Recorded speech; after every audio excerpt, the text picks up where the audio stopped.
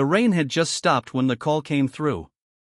Vera Caldwell stood by her cluttered desk, the dim light from her study window falling across stacks of old field journals. The scent of wet earth drifted in through the half-open pane. Her phone buzzed again. Please like and subscribe to our channel and also let us know where you are watching from. Dr. Caldwell? The voice crackled through a veil of static. We've got a situation. Vera's pen hovered above the page. What kind of situation? A pause, then the voice softened, almost hesitant. An ape. A big one. Injured. Locals say it's been coming too close to the farms. They're calling it a monster. The word landed like a stone in her chest. Monster. She'd heard it too many times before. Words like that had condemned too many innocent creatures. What species? She asked. Unknown, came the reply. Possibly a gorilla, though we've never seen one in this region. Whatever it is, it's alone. And the people want it gone. Alone. Injured. Feared. Vera closed her notebook slowly. Outside, the last drops of rain trembled on the leaves, catching the fading light. She didn't need to think twice. Send me the coordinates, she said. I'm going. The next morning, the jungle greeted her like a living breath. Thick, humid air pressed against her skin, and every step into the undergrowth was a step deeper into the heartbeat of the earth. Her local guide, a wiry man named Tum, led the way, machete slicing through vines. Others say leave it, he muttered, voice low. Say it bring curse. Vera smiled faintly, though her heart was pounding. I didn't come this far to leave it. Tum gave her a quick look, half pity, half disbelief. You, crazy woman. But Vera barely heard him. The forest was speaking in its own language, the whisper of leaves, the call of distant birds, the slow rhythm of something unseen but alive. And somewhere ahead, she knew, a wounded creature was waiting. They found him near dusk, in a clearing glazed with golden light. The ape sat slumped against a moss-covered boulder, his chest rising and falling in labored rhythm. His fur was dark as rain clouds, matted with streaks of dried blood. One massive shoulder bore a deep gash, old, infected, cruelly neglected. Vera stopped breathing. He was unlike anything she had ever seen. Not just strong, but majestic, a presence that seemed to shape the air around him. Even wounded, he looked like something carved from the old stories of gods and guardians. Then, as if sensing her gaze, his eyes opened. Amber, clear, bright, painfully aware. Vera froze. For one fragile moment, the forest fell utterly silent. She expected aggression, a roar, a charge. But what she saw in those eyes wasn't rage. It was confusion, pain, and something that reached across the gulf between species. Recognition. Tum gripped her arm, whispering urgently, we go. Dangerous. Vera shook her head. No. Her voice was a whisper of resolve. She stepped forward, slow and deliberate, her hands visible, her heartbeat echoing in her ears. The ape's gaze followed her every movement. His fingers flexed once, massive, powerful, but still. Hey there, she murmured, her voice soft as rain. You're hurt, aren't you? The ape blinked. Her throat tightened. She crouched, unzipped her pack, and drew out a small container of fruit. Gently, she placed it on the ground between them, then backed away and sat down cross-legged, keeping her eyes low. For a long, trembling silence, nothing moved. The jungle waited. Then, the ape shifted. Slowly, painfully, he reached forward. His thick fingers curled around a slice of mango. He sniffed, then ate. The sound, soft chewing, slow breathing, filled the clearing like a benediction. Vera let out a breath she hadn't realized she was holding. A tear slid down her cheek, born of pure awe. Tum hissed, you crazy. He kill you. Vera only shook her head. No. He won't.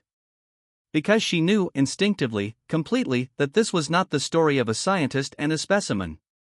It was the story of two broken souls meeting in the wilderness. And though she didn't yet understand it, something had already begun. A bond that would defy every rule she had ever known. The morning after their first encounter dawned silver and still.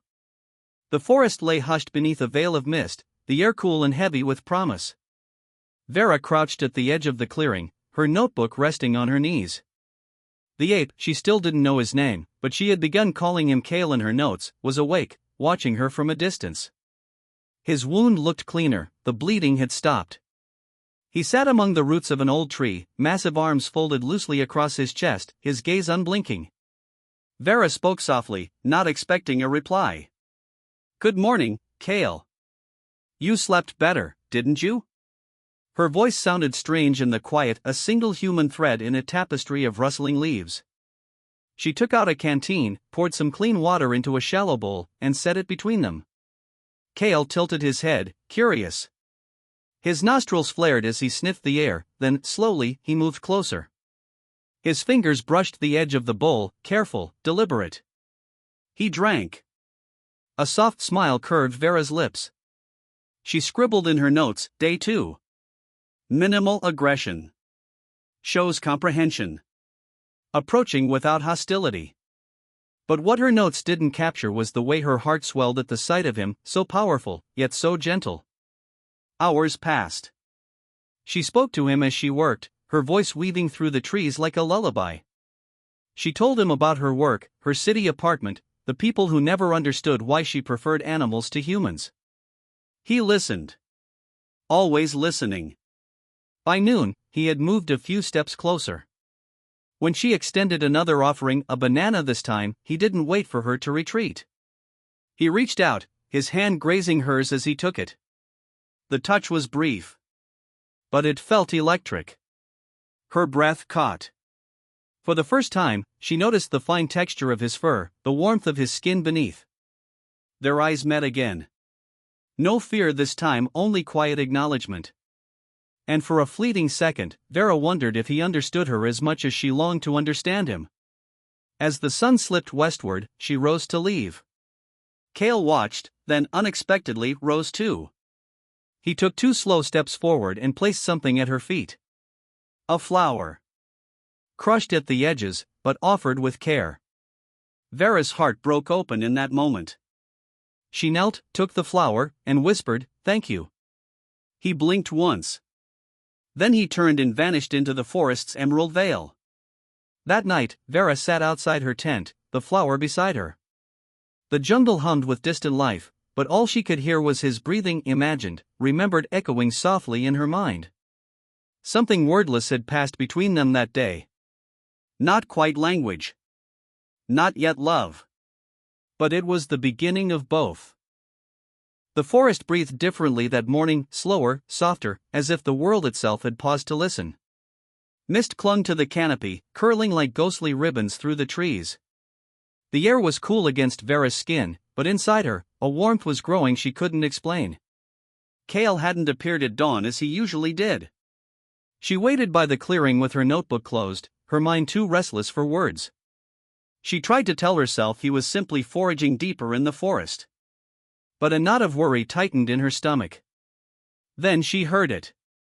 A rustle of branches, a low groan carried by the wind. "Kale," she whispered. The sound came again, closer this time. She turned, and there he was emerging from between 2 towering fig trees, his shoulders heavy, his steps uneven.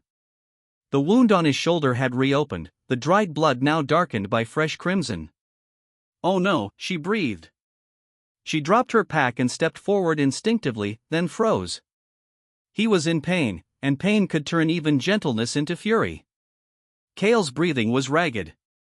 His eyes found hers, and for a long moment, they simply looked at each other, the scientist and the creature, the healer and the wounded.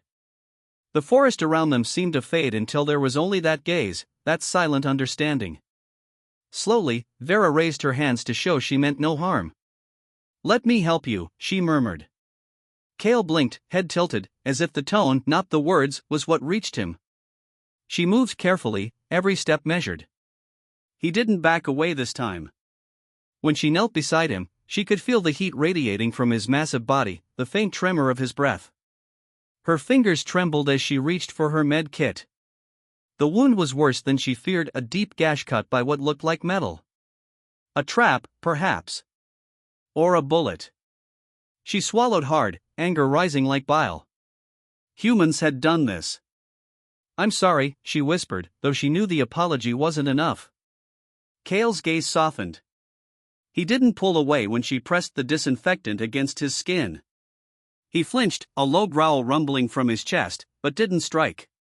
Instead, his hand, huge, warm, rough, moved to rest on the ground beside her knee, as if to anchor himself there. Vera worked quickly, her movements precise, her heart a chaos of awe and fear. The scent of antiseptic mixed with earth and rain. When she finally bandaged the wound, she sat back, breathless. "There," she said softly. "That should help." Cale lifted his head and looked at her. It was not gratitude she saw, but something deeper. A quiet curiosity. A kind of recognition that felt too human, too intimate. Her chest tightened. She'd spent years studying primates, recording their behavior, decoding their gestures, but nothing had prepared her for this. The way he looked at her wasn't just awareness. It was presence. It was connection. When he reached out, her breath caught. His hand hovered near her face, not touching, only close enough that she could feel the heat radiating from his palm. She didn't move. The world held its breath. Then he drew back, lowering his gaze, and turned toward the forest's edge. "Rest," Vera said, voice trembling. "Please. You'll heal faster." He paused at her words, gave a single slow blink as though acknowledging her, and disappeared into the green silence. Vera stayed kneeling long after he'd gone. Her hands still tingled from the warmth of his skin, her pulse still raced from the nearness of him. She touched her chest, feeling the thrum of her heartbeat. "What are you doing to me?" she whispered. But she already knew. This wasn't just a rescue anymore. It was something else, something beautiful, dangerous, and inevitable. And though she tried to deny it, a part of her heart had already begun to beat in rhythm with his. Days turned into a rhythm. The forest, once wild and unpredictable, had softened into a place of quiet ritual, a world shared between a woman and an ape who no longer feared her. Each morning, Vera woke before dawn, her tent still wrapped in silver mist. She would sit by the clearing, sip her coffee in silence, and wait. And every time, just as the sun began to lift its gold through the treetops, Cale would appear, tall, powerful, moving through the fog like a shadow made of earth. He never approached her directly. Not anymore. Instead, he lingered at a distance, watching her work. Sometimes she would talk, not because she expected him to understand, but because the sound of her own voice seemed to comfort them both. "You'd like the city," she would say softly as she took her notes. "So much noise, so many people pretending they're not lonely." Cale would tilt his head, that small, thoughtful gesture she had come to recognize. It made her smile every time. In the afternoons, she gathered fruits and herbs.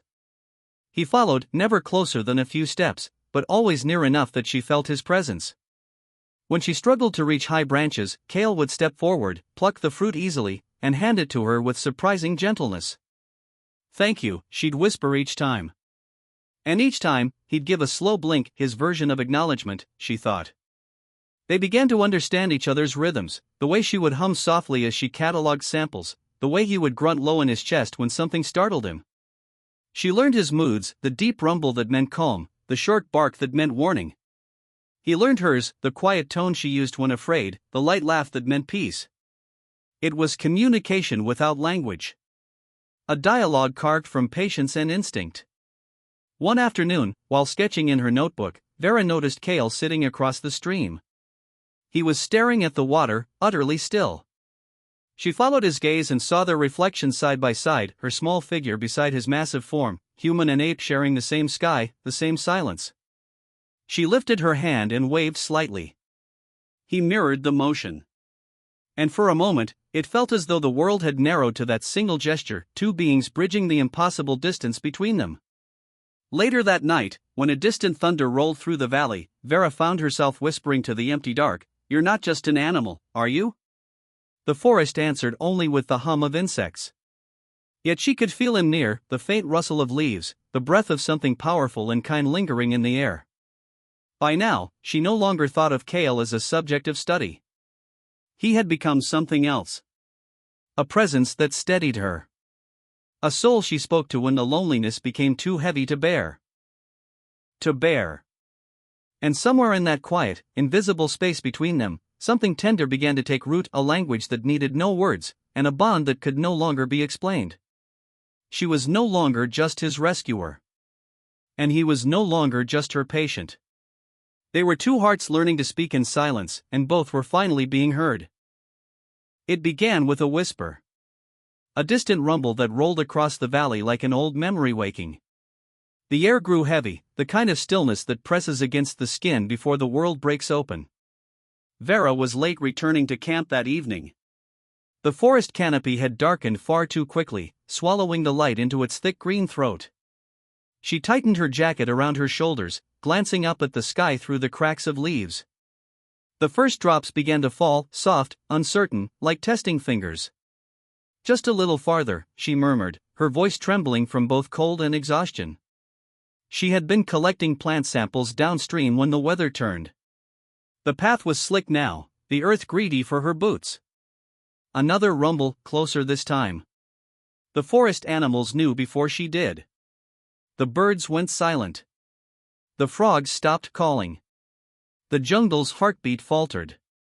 Then came the roar of the storm. Rain fell in sheets, blinding and violent. Wind tore through the trees, bending branches into grotesque shapes. Vera stumbled, clutching her satchel to her chest as her tent came into view through the blur, a faint shape dancing madly in the wind. She ran.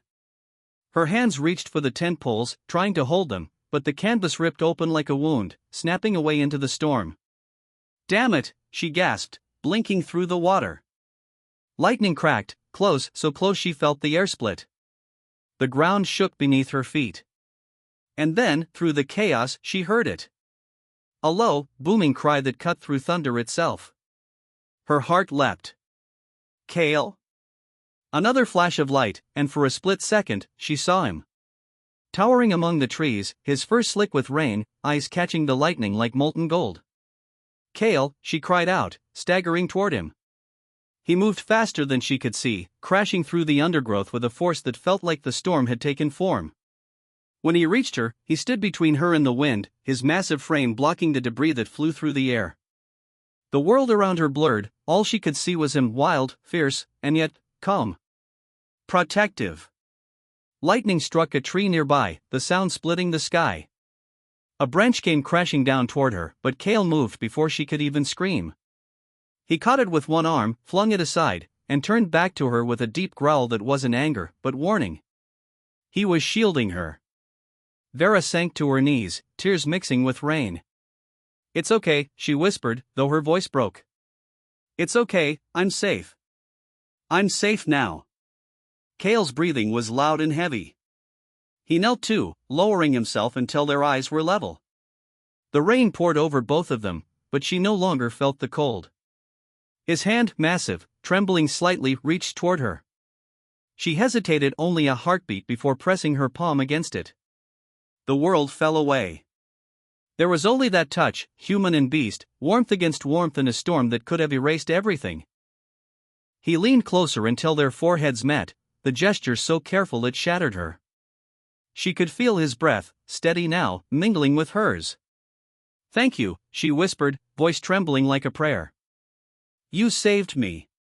He blinked slowly, the way he always did when he understood. Then, as if the storm itself were bowing to him, the thunder began to fade. The rain softened. The forest exhaled. Vera stayed there long after it was over, her head resting against his arm, her body shaking not from fear but from something far more powerful. A feeling she could neither name nor deny. He had become her protector. And in that wild, impossible moment beneath the rain, she knew something had changed between them forever. By morning, the forest had been scrubbed clean by the storm. Drops of water clung to the leaves like glass beads, the earth smelled raw and alive, and the sunlight fell in trembling golden shafts through the mist. Vera stood outside her tent, what was left of it wringing the rainwater from her hair. Her boots were caked in mud, and her satchel, though soaked, still held her precious samples. She should have been worried about the data she'd lost, about the damage to her camp, but all she could think about was him. Cale. He hadn't left her side all night. After the storm's rage had quieted, he'd led her to a cave not far from the riverbank. There, he'd stayed close, his body heat radiating like a living fire. He didn't sleep, not really. His amber eyes watched over her until the first light touched the sky. Now, as the morning hummed with new life, he was gone. Only the heavy prints of his massive hands and feet remained in the mud. Vera sighed softly, her fingers brushing one of the prints. "You always leave before I wake," she whispered. She didn't know how much longer this secret could last. By noon, the research team's boat arrived from the village, a roaring motor cutting across the still water. Vera heard it long before she saw it. She quickly packed away her notes and glanced at the forest, half expecting Cale's shadow to appear. Instead, the sound of the engine grew louder. Vera! It was Dr. Miller, her team's supervisor. A tall man with graying hair and suspicion always lurking behind his eyes. He leaped from the boat onto the muddy shore, followed by two younger field assistants. "Are you all right? We lost contact with you during the storm."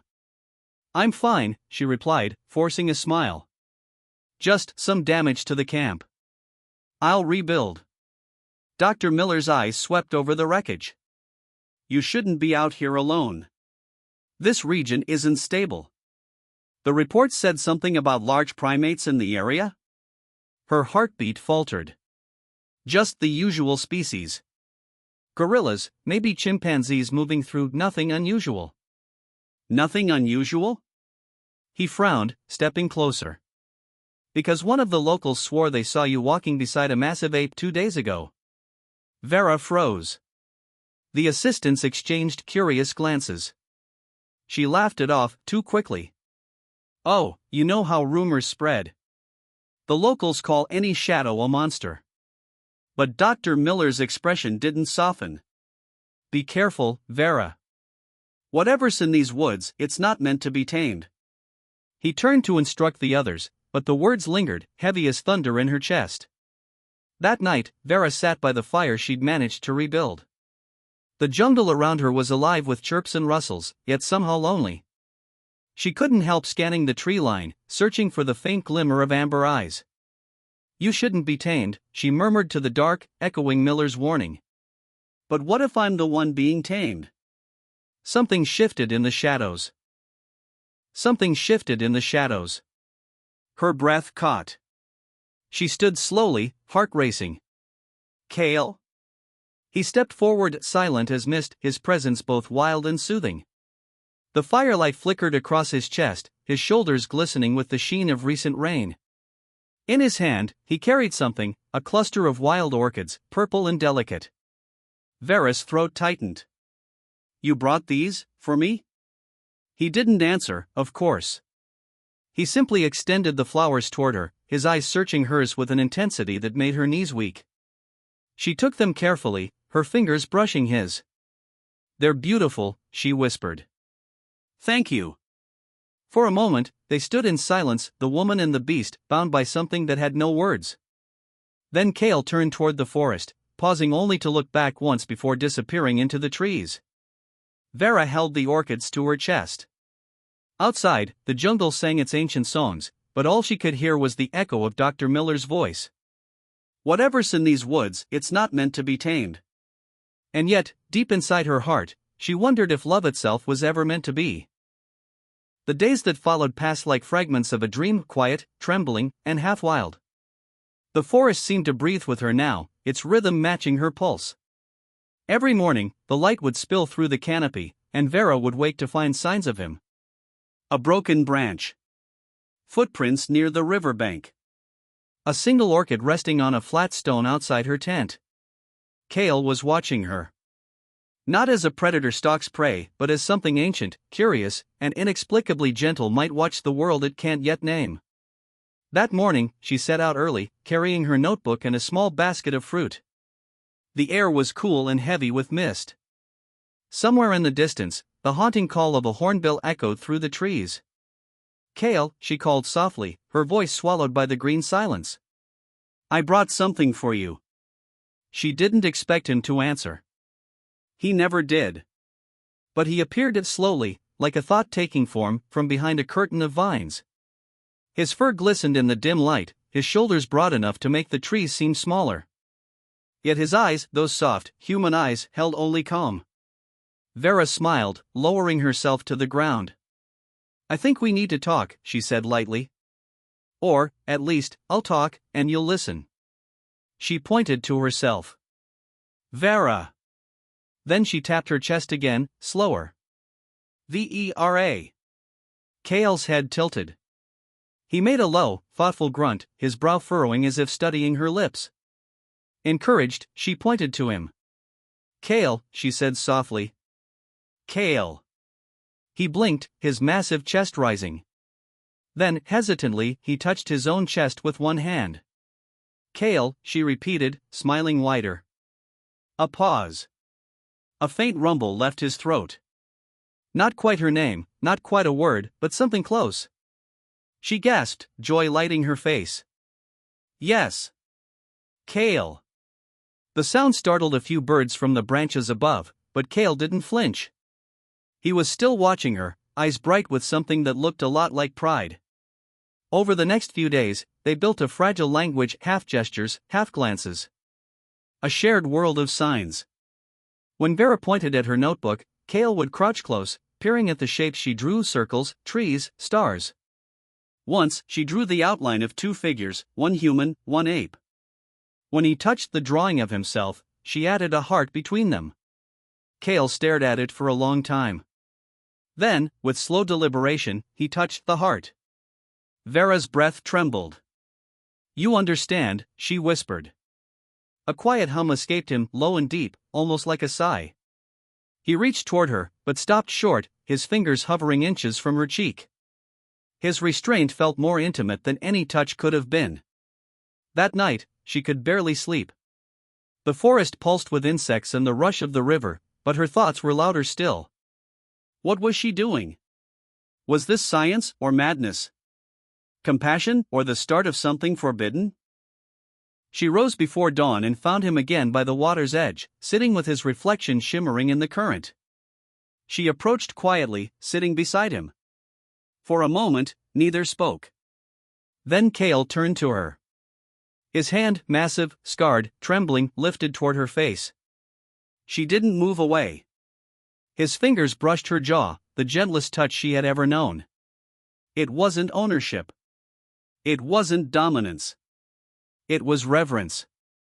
Her eyes burned with unshed tears. "You're not a monster," she whispered. "You never were." He exhaled softly, a sound somewhere between a sigh and a growl, and then did something she didn't expect. He mimicked her words in the simplest way he could. "Vera," he rumbled, the syllables thick and raw but real.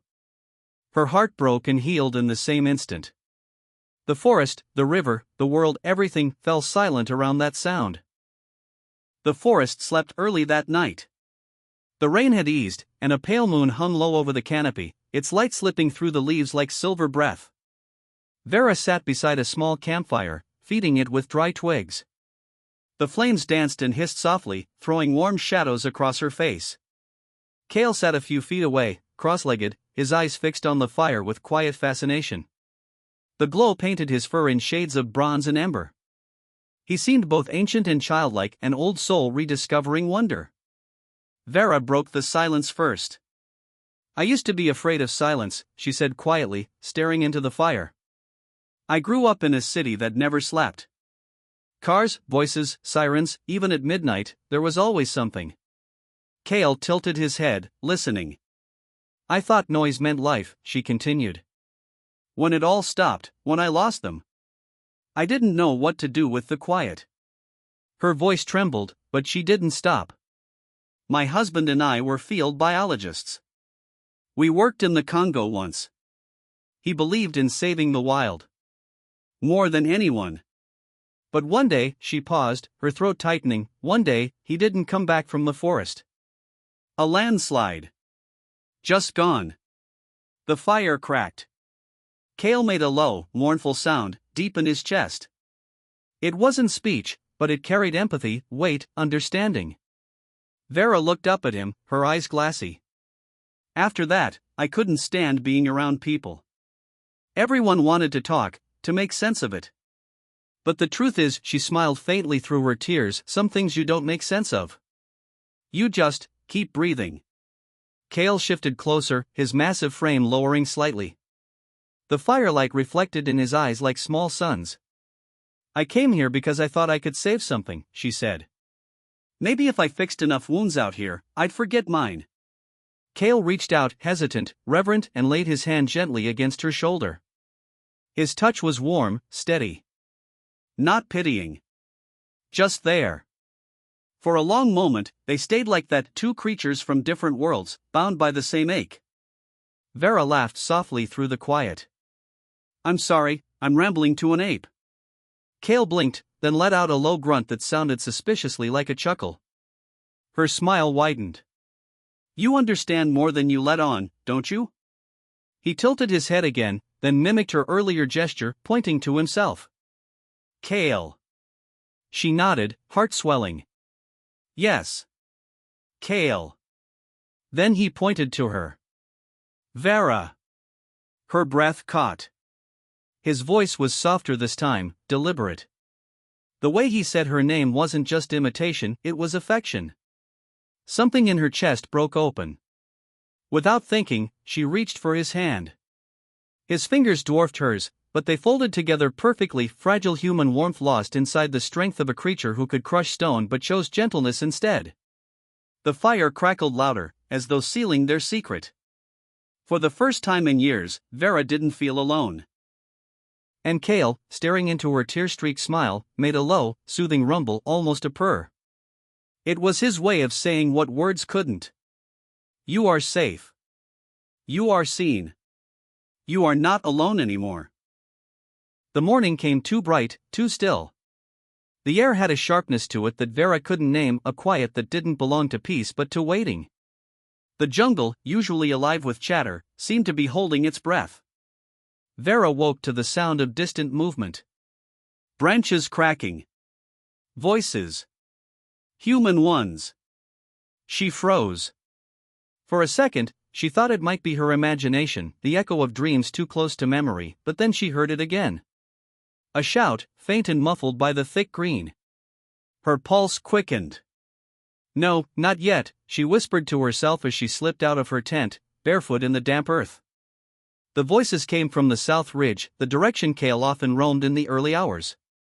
She grabbed her satchel and the tranquilizer case out of instinct.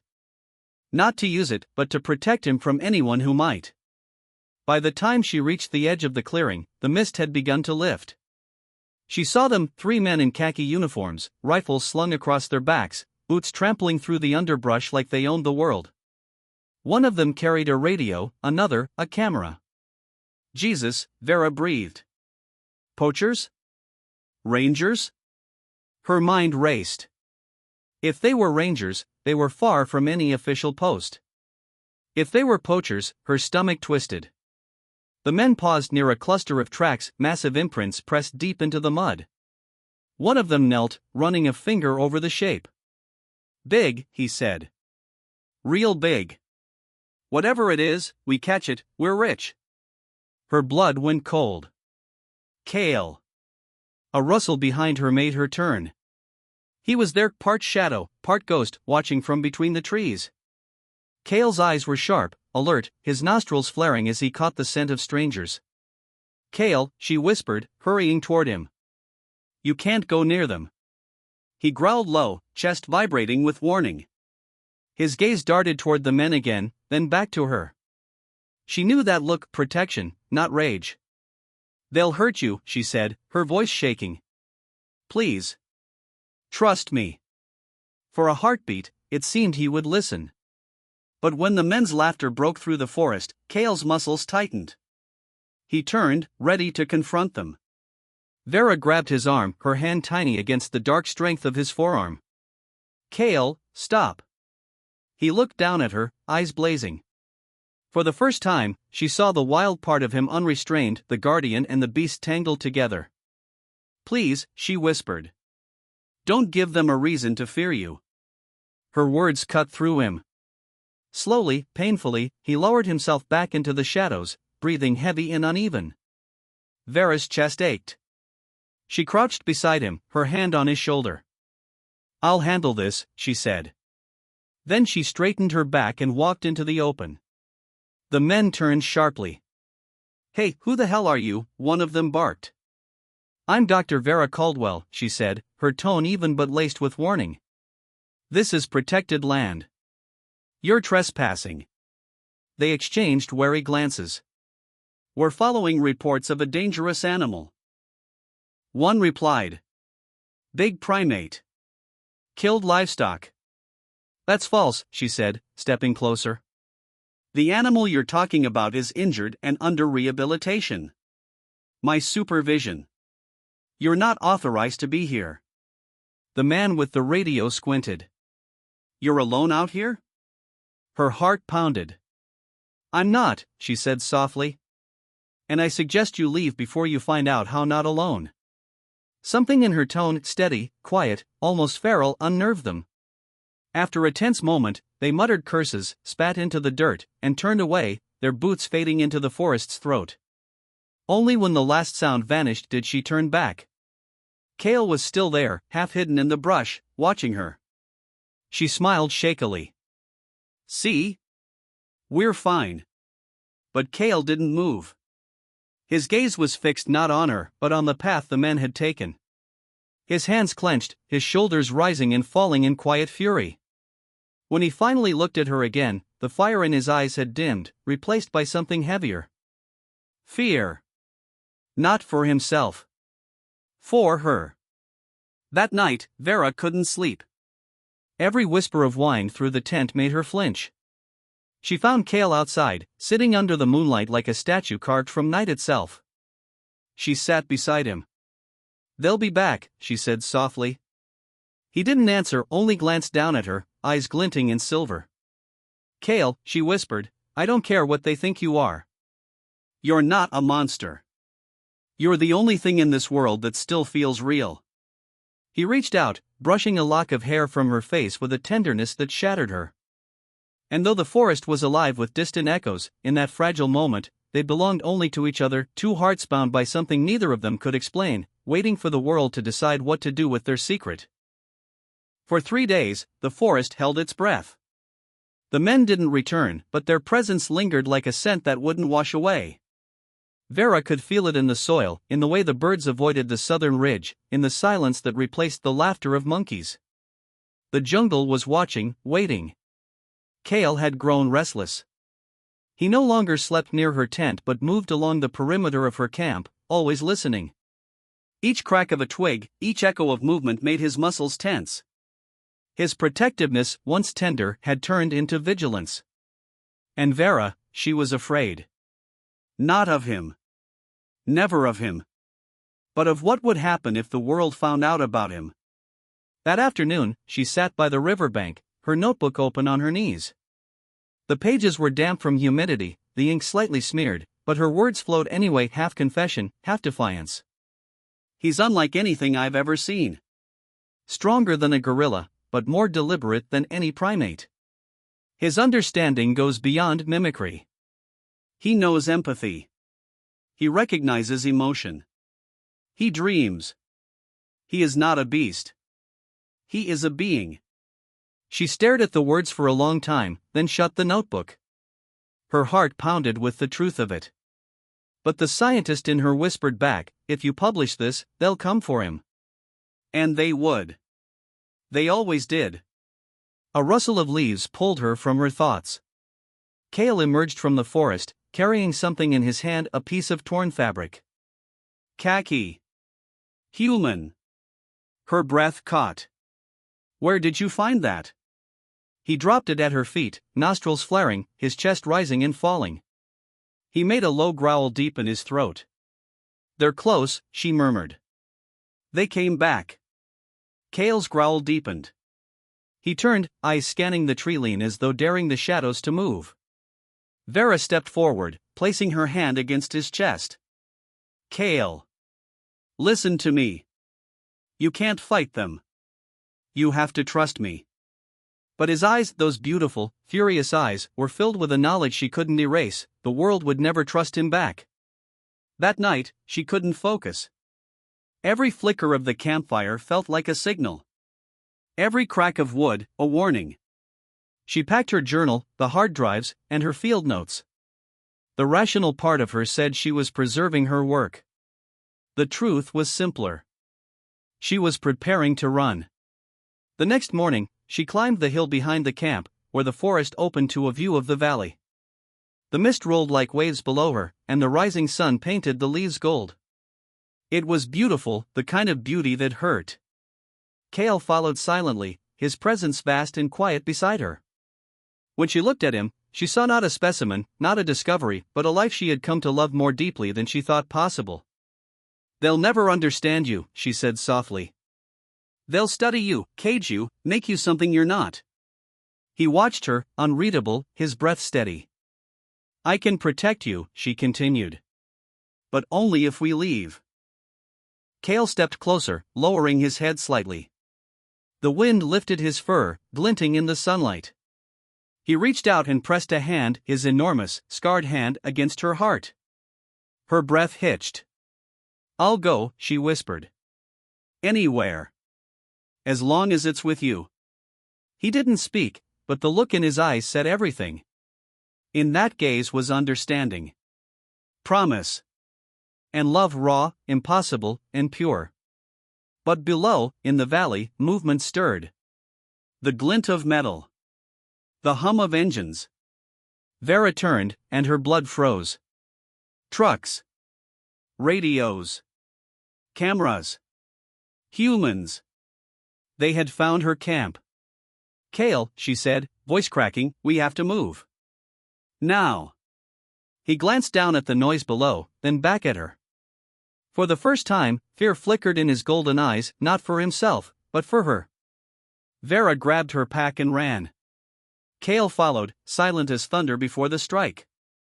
And as they disappeared into the jungle's green throat, the world behind them roared to life, helicopters, shouting, chaos.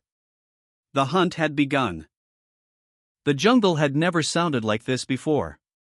Engines growled in the distance, and the sharp crack of gunfire tore through the canopy. Birds exploded from the trees in frantic bursts. The air smelled of fuel and fear. Vera ran. Branches whipped against her face, roots snagged her boots, but she didn't stop. Her lungs burned, and her heart thrashed against her ribs like something trying to escape. Behind her, Kale moved like a shadow, silent despite his massive size, clearing paths through the foliage when she stumbled. "Keep going," she gasped, even though she knew he didn't need the words. He understood her urgency, her terror, the pulse of survival that now bound them. A voice echoed behind them, male, commanding, "Too close. Over there. By the ridge." Vera's stomach clenched. They were following her tracks. Kale suddenly stopped and turned. His eyes narrowed, nostrils flaring. He could smell them. Hear them. "Kale, no," Vera whispered, grabbing his arm. "Don't fight them. We have to move." But Kale's instincts were older than language, older than reason. He crouched low, scanning the brush, his muscles rippling under the weight of instinct and loyalty. The protector in him wanted to destroy anything that threatened her. "Please," she pleaded, voice breaking. "If you fight them, they'll never stop hunting you." For a long, tense moment, the only sound was the thud of her heart and the whisper of leaves trembling in the wind. Then Kale made his choice. He scooped her up effortlessly and ran. The world blurred. Vera's vision streaked with motion, the flash of green, the sting of wind, the thunder of his heartbeat beneath her ear. She clung to him, her fingers buried in his fur, barely able to breathe. He moved through the jungle like it was part of him, leaping over roots, ducking under branches, moving faster than any human could. Behind them, the voices grew faint, swallowed by distance. When they finally stopped, Vera was shaking. Kale set her down gently at the edge of a narrow ravine. A waterfall crashed nearby, the mist cooling her skin. She sank to the ground, gasping for breath. "You saved me, again." Kale's chest heaved, his eyes scanning the forest behind them. He made a low rumble, questioning, cautious. "I think we lost them," she said softly. "For now." He turned toward her, his face close, so close she could see every droplet of water clinging to his fur. He studied her expression, his gaze flicking over the cut on her cheek from a branch. When he lifted his hand to touch it, she didn't flinch. "Kale," she whispered, tears stinging her eyes. "You could have left me." He blinked slowly, then shook his head once, firmly. A denial that needed no words.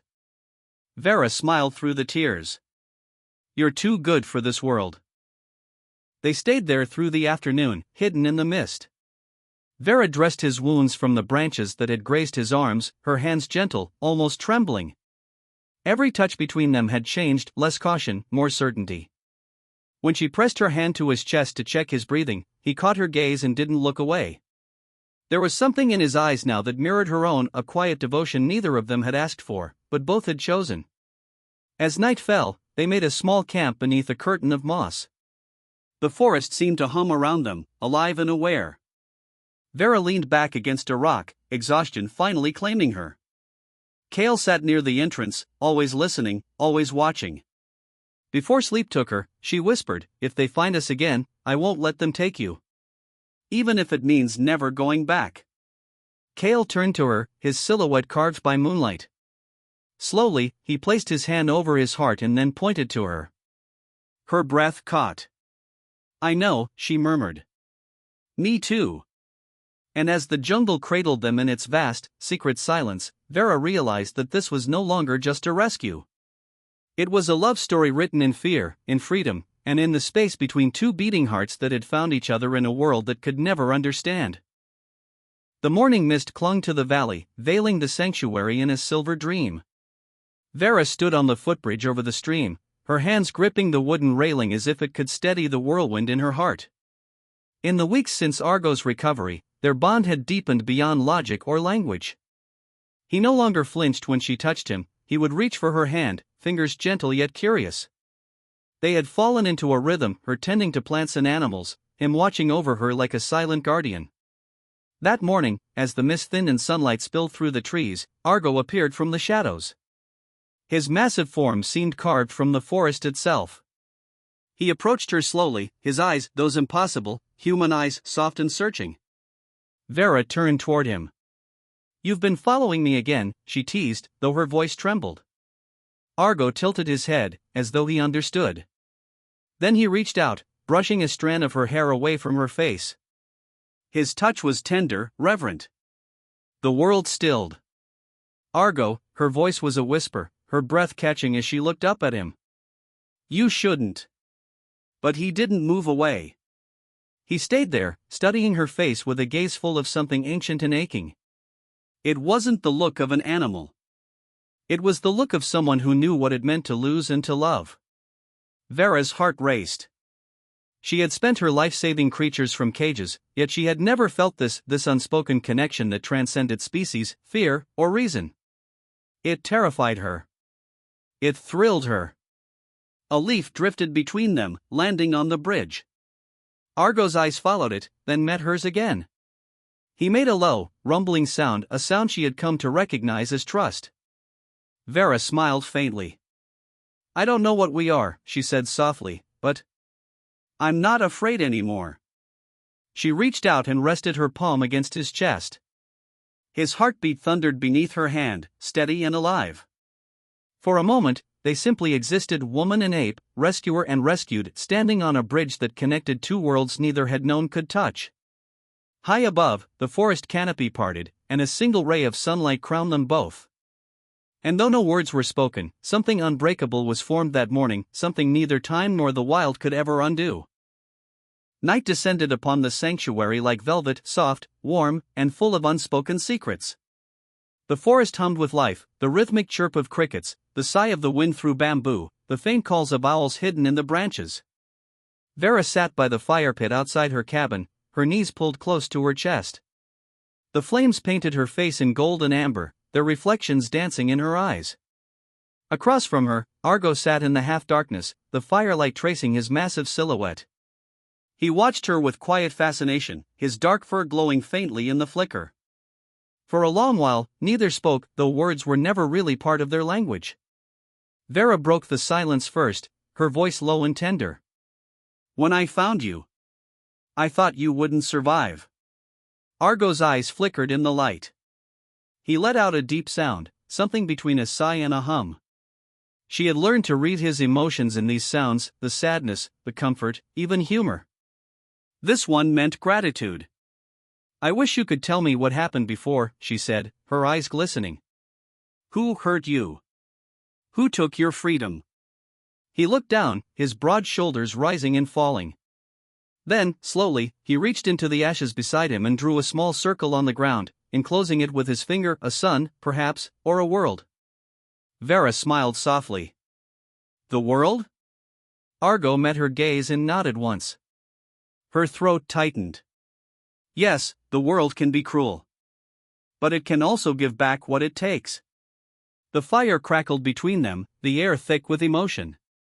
She felt the ache in her chest grow, a mixture of affection, awe, and something far deeper. She had spent her life searching for connection, but it had never looked like this. Never felt so real. She reached across the flames and placed her hand over his. His skin was warm, rough, steady. The contact sent a quiet tremor through her. "Argo," she whispered, "you saved me too, you know." He blinked, tilting his head slightly. "You made me remember what it feels like to care without fear." Her voice cracked. "You reminded me that love doesn't have to make sense to be real." For the first time, Argo moved closer, not as a creature approaching a human, but as something more. He lowered his head gently to her shoulder, his breath deep and slow, his trust complete. Vera didn't move. She simply closed her eyes and leaned into him, her hand still resting on his. The stars stretched endlessly above them, silent witnesses to their fragile, forbidden tenderness. That night, two hearts, one human, one wild, beat in rhythm beneath the same sky, bound by something neither evolution nor language could explain. The morning came heavy with clouds, thick and bruised, pressing low over the forest canopy. The air smelled of rain and tension. Vera felt it before she saw it, the shift in the wind, the way the birds fell silent, the way Argo's restlessness grew. He paced the edges of the clearing, his shoulders rigid, nostrils flaring as if scenting something unseen. "Argo," she called gently. "What's wrong?" He turned toward her, eyes flicking to the tree-line. A guttural growl rumbled from his chest. Then she heard it, two distant voices, sharp and unfamiliar. "Human." Vera's stomach dropped. She grabbed her binoculars and climbed onto a nearby rock. Through the mist she saw movement, 3 men in khaki gear, rifles slung over their shoulders. Hunters. Poachers. "Oh no," she breathed. "Not again." Argo's gaze followed hers, and when he saw them, he let out a low, thunderous sound, protective, primal. "Wait," Vera whispered, running to him. "No, you can't go to them. They'll shoot you." But Argo was already moving, his massive form vanishing into the thick green of the forest. Panic seized her chest. "Argo," she shouted, tearing after him.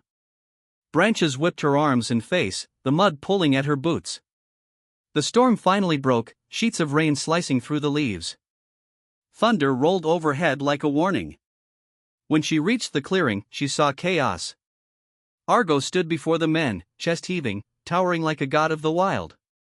The poachers shouted, voices trembling between fear and greed. One raised his gun. "No!" Vera screamed, throwing herself into the open. "Stop!" The sound of the gunshot shattered the world. She didn't feel the pain at first, only the shock of impact, the way the force knocked her to her knees. Rain mingled with blood as she clutched her side. Argo's roar split the air, a sound so fierce it seemed to shake the trees. He charged, disarming the nearest man with terrifying speed, snapping the weapon like a twig. The others fled into the forest, their courage drowned by the storm. When the clearing fell silent again, Argo turned to Vera. His eyes, those golden, human eyes, were wild with panic. He knelt beside her, his massive hands trembling as they hovered over her wound, afraid to touch. "It's okay," she gasped, forcing a smile through the pain. "I'm okay, Argo. You saved me." He let out a low sound, somewhere between grief and fury, pressing his forehead gently to hers as if trying to will her strength into her body. Through the blur of rain, Vera looked up at him and whispered, "Promise me something." He lifted his head, blinking against the storm. "Promise you won't hate them," she said weakly. "They don't know what you are." "What you mean?" Argo made no sound, only placed his hand against her heart, feeling it beat beneath his palm. Then he scooped her into his arms with impossible tenderness and carried her through the rain, his every step sure and desperate. The forest, once their haven, now seemed to mourn with them, its whispers lost beneath the fury of the storm. That night, as lightning tore the sky open, a new bond was forged, not in peace this time, but in pain. And somewhere deep in the wild, love and fury became the same heartbeat. The rain had washed the world clean by morning. Mist curled around the treetops, and the forest exhaled in silence. Inside the small research cabin, Vera stirred awake to the faint smell of herbs and wood smoke. Her body ached, her side bound in fresh linen. The pain came in waves, but it was softer now, like an echo fading. When she turned her head, she saw him. Argo sat near the window, motionless, his golden eyes watching the sunrise. The early light spilled over him like gold across dark marble. He looked almost human in that quiet moment, pensive, beautiful, tragic. "Hey," she whispered. His head turned instantly. Relief flashed across his face, his nostrils flared, his shoulders loosened. He moved closer but paused at her bedside, uncertain. "You stayed," she said, a smile tugging at her lips. He tilted his head, as if to ask, "Where else would I go?" Vera's throat tightened. She reached for his hand, her fingers barely wrapping around his. "You risked everything for me," she murmured. "They'll come back, Argo. The men with guns. They'll never stop." He looked away, jaw tightening. She could see the storm flickering behind his eyes. "I can protect you," she said softly, "but only for so long. The sanctuary isn't safe anymore." Argo's gaze returned to her, steady, searching. Then he pointed toward the forest beyond the window, then to her heart, then back to himself. The meaning struck her like sunlight breaking through fog. "You want me to come with you?" she whispered. He nodded once. Vera's breath caught. For weeks she dreamed of what life beyond the fence might feel like, away from cities and laboratories, from the noise of judgment. But she had never truly considered it possible. "I can't just disappear," she said, her voice trembling. "I have a life, a name." But even as she said it, her voice faltered. The truth was there, she didn't have much of a life left outside these trees. The world that once defined her had already begun to fade. Argo reached out, his massive hand brushing a tear from her cheek with infinite gentleness. His touch was a question, a plea, a promise. She took his hand in both of hers. "If I go with you," she whispered, "there's no turning back." He made a sound, a low hum that vibrated through her bones. It wasn't human speech, but it carried meaning as clear as any word she'd ever heard. "Then don't turn back." The silence between them thickened, sacred. Outside, the mist began to lift, revealing the wild world waiting beyond their world. Vera rose slowly, wincing but resolute. She stepped toward the doorway, the forest stretching endless before her. Argo followed, his shadow folding around hers like an oath. At the edge of the clearing, she stopped and looked back one last time at the cabin, the last fragment of the life she was leaving behind. Then she turned to Argo and smiled through the tears. "Let's go home." Together, they disappeared into the green, swallowed by the living pulse of the jungle. No one saw them again. But sometimes, when the wind moved just right through the trees, the rangers swore they could hear a woman's laughter, and beside it, the low, steady rumble of an ape's answering joy. And in the heart of the wild, love endured, untamed, impossible, eternal. Please let us know where you are watching from. Thank you for watching. Subscribe and turn on your notification bell for more.